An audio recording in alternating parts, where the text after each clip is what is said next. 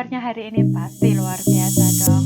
Nah, kemarin kita sudah mempelajari tentang reaksi eksoterm dan reaksi endoterm, maka pada kesempatan kali ini Ibu akan menjelaskan tentang perubahan entalpi standar.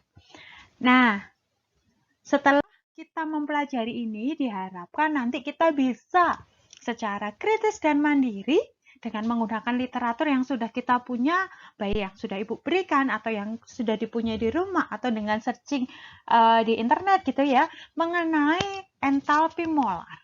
Dan juga kita bisa untuk menentukan berapa jumlah kalor yang dapat atau yang terlibat dalam sebuah reaksi. Nah, kemarin kita sudah mempelajari ada dua jenis reaksi, yaitu reaksi eksoterm dan reaksi endoterm. Masih ingat dong sama perbedaannya? Kalau reaksi eksoterm merupakan reaksi yang dia melepaskan kalor. Nilai delta H-nya adalah negatif. Sedangkan kalau reaksi endoterm berarti dia reaksinya membutuhkan kalor. Ya, ada perpindahan kalor dari lingkungan ke sistem dengan nilai delta H adalah positif. Nah, sedikit review mengenai perubahan entalpi. Nah, kita balik dulu nih bentar. Entalpi sendiri itu merupakan sejumlah energi yang dimiliki sistem pada tekanan tetap, sedangkan perubahan entalpi merupakan perubahan energi yang menyertai sebuah peristiwa. Ya, perubahan kimia atau kita biasa menyebutnya sebagai reaksi kimia pada tekanan yang tetap. Nah, entalpi reaksi sendiri di sini pada tekanan tetap, maka kita buat simbolnya adalah delta H. Nilainya itu adalah sama dengan Q reaksi. Nah, delta H sendiri ini adalah H akhir dikurangi H awal. Entalpi akhir dikurangi dengan entalpi awal. Nah, masih ingat dong dengan diagram ini? Ya, ini adalah diagram tingkat energi pada reaksi eksoterm dan reaksi endoterm. Masih ingat kan kalau reaksi dia ini tergolong dalam reaksi eksoterm, maka delta H-nya nilainya adalah negatif. Ya, berarti dia di sini melepaskan atau membebaskan kalor. Ini melepaskan atau membebaskan kalor. Sedangkan kalau reaksinya ini adalah reaksi endoterm, berarti dia membutuhkan kalor. Jadi reaksinya membutuhkan kalor dengan nilai delta H itu adalah positif. Ya, atau lebih dari 0. Oke, lanjutkan. Nah, ini sama seperti tadi ya. Jadi kalau ekso ada perpindahan kalor dari sistem ke lingkungan, sedangkan endo kebalikannya. Perpindahan kalornya justru dari lingkungan ke sistem. Nah, kalau sudah memahami tentang hal ini, maka kita akan berlanjut ke materinya, yaitu mengenai perubahan entalpi molar. Nah, waktu kita di kelas 10, pasti sudah mempelajari apa yang disebut sebagai persamaan reaksi. Ada yang masih ingat bagaimana cara menuliskan persamaan reaksi? Pasti dong masih ingat, ya kan? Kemarin kita sudah belajar stoikiometri kan? Waktu kelas 10 akhir gitu ya. Nah, ini kita juga ada kaitannya lagi nih sama persamaan reaksi. Ada beberapa hal yang perlu diingat ketika kita menuliskan sebuah persamaan reaksi. Satu, dia di sini ada wujudnya. Lalu di sini ada koefisiennya. Nah, kalau kita lihat sekilas dari contoh yang Ibu berikan di sini, ini memuat persamaan reaksi. Tetapi ada yang berbeda. Apa perbedaannya? Ya, di bagian belakang. Di sini disertakan harga delta H untuk reaksi ini. Nah, ini yang kita sebut sebagai persamaan termokimia. Ya, perbedaannya apa? Di situ ada data delta H-nya, ada data perubahan entalpinya. Lalu yang kedua, ya, koefisien yang ada di dalam persamaan termokimia di sini itu menunjukkan berapa jumlah mol zat yang bereaksi. Dengan kata lain, kalau Ibu membaca reaksi ini, artinya pada pereaksian 1 mol gas H2 dengan setengah mol gas O2 menghasilkan 1 mol air, maka reaksi ini disertai dengan pembebasan kalor sejumlah 286 kJ. Oke, ingat ya, koefisien di sini berarti menunjukkan berapa jumlah mol zat yang bereaksi. Kalau minus, delta H-nya berarti eksoterm, melepaskan kalor. Tetapi kalau misalnya dia ini adalah reaksi endoterm, maka dia membutuhkan kalor atau menyerap kalor. Mudah bukan? Ya, kalau sudah dipahami, maka kita lanjutkan lagi. Nah, karena tadi Ibu menyebutkan bahwa koefisien di sini itu menunjukkan berapa jumlah mol zat yang ikut dalam reaksi, maka jika kita mengubah koefisien dari persamaan ini, persamaan termokimia ini, maka jumlah entalpinya pun itu juga akan berubah. Jadi contoh misalnya pada reaksi yang pertama, di sini koefisien H2-nya 1, lalu O2-nya setengah, H2O-nya 1. Berarti 1 mol H2 dengan setengah mol O2 dan 1 mol air, dibentuk 1 mol air. Ya, delta H-nya adalah minus 286 kJ. Maka kalau Ibu mengubah koefisiennya, ini saya kalikan dengan 2, berarti yang bereaksi menjadi 2 mol gas hidrogen dengan 1 mol gas oksigen menghasilkan 2 mol air, maka jumlah kalor yang dibebaskan atau dilepaskan kita juga kalikan 2. Berarti sejumlah 572 kJ. Sedangkan kalau misalnya reaksinya di sini adalah kebalikannya, jadi produk jadi reaktan, reaktan jadi produk, sama seperti ini ya.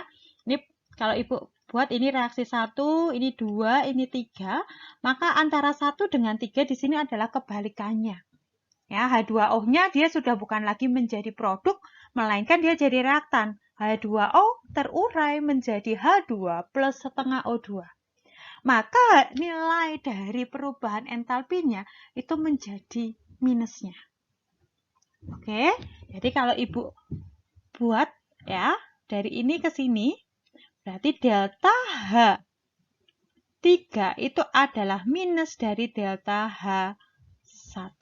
Oke, Ibu ulang ya, ini karena tidak jelas. Ibu tuliskan di sebelah atas, berarti delta H3 itu sama dengan minus dari delta H1. Mengapa demikian? Karena reaksinya berkebalikan. Produk jadi reaktan, reaktan jadi produk.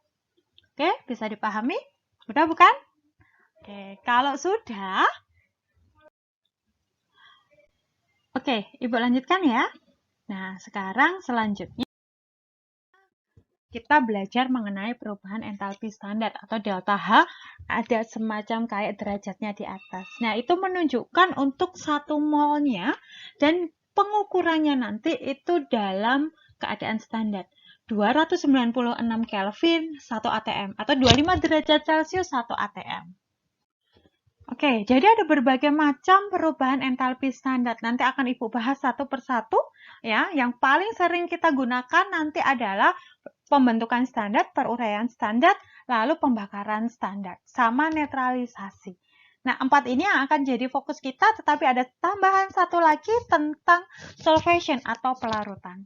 Nah, sekarang Ibu bahas dulu mengenai perubahan entalpi standar. Yang pertama yaitu entalpi pembentukan standar, di mana delta HF di sini itu merupakan perubahan entalpi yang terjadi pada pembentukan 1 mol suatu senyawa dari unsur-unsur yang paling stabil.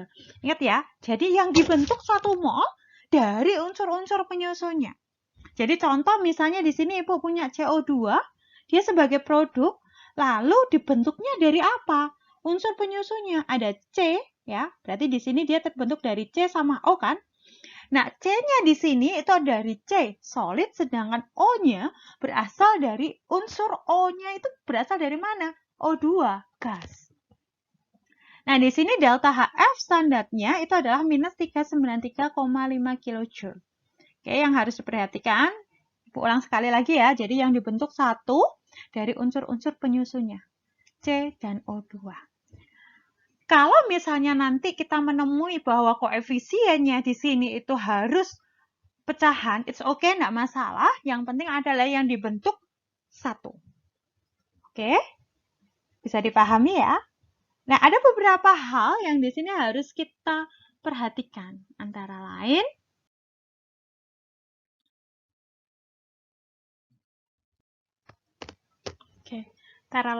wujudnya jangan lupa ditulis ya. Nah, kita masuk ke yang kedua. Yang kedua di sini adalah entalpi peruraian standar. Di mana entalpi penguraian di sini merujuk pada perubahan entalpi pada satu mol zat yang terurai menjadi unsur-unsurnya yang paling stabil pada keadaan standar. Jadi kalau tadi itu adalah pembentukan dari unsur-unsurnya, kalau peruraian berarti diuraikan menjadi unsur-unsurnya. Kalau kita perhatikan berarti kebalikannya, ya kan? Nah, contohnya di sini adalah CO2 terurai menjadi C dan O2. Jadi yang pertama itu adalah kita tentukan dulu dia mengandung apa? C dan O. Nah, di sini delta HD standarnya berarti plus 394 kJ. Mengapa demikian? Karena delta HF standar itu kebalikannya dari delta HD standar. Sehingga nilai dari delta HD standar itu adalah minus dari delta HF standar. Bisa dipahami? Oke, sekarang kita lanjutkan. Lalu yang selanjutnya adalah pembakaran standar. Nah, kalau pembakaran di sini nanti kita tambahkan O2 yang ditambah harus 1. Kalau koefisien yang lain pecahan nggak apa-apa. Yang penting adalah yang dibakar 1 mol. Yang ditambah O2 itu jumlahnya adalah 1. Nah, kalau misalnya di dalam senyawa yang kita bakar di sini, dia mengandung C dan H, maka hasilnya nanti itu adalah untuk C menghasilkan CO2, sedangkan untuk H nanti adalah menghasilkan H2O dalam bentuk liquid. Sedangkan kalau S itu nanti menghasilkan SO2. Oke, jadi di sini delta HC standarnya. Ibu lanjutkan ya.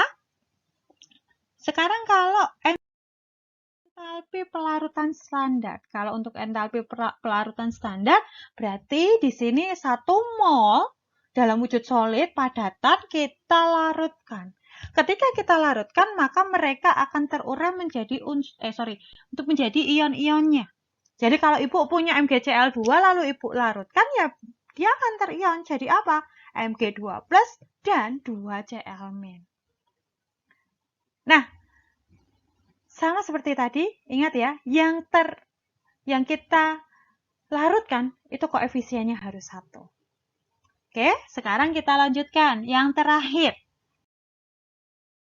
entalpi netralisasi. Nah, apa bedanya? Kalau netralisasi ini yang menyertai pada reaksi netralisasi. Reaksi netralisasi adalah reaksi antara asam dengan basa. Asam plus basa menjadi garam plus air. Oke.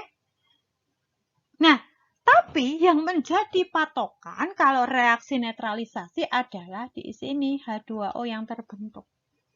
Tiap 1 mol H2O terbentuk, tiap 1 mol air terbentuk. Ya. Jadi asam plus basa menjadi garam plus air. Kalau entalpi netralisasi standar berarti tiap 1 mol H2O terbentuk. Oke, mudah bukan?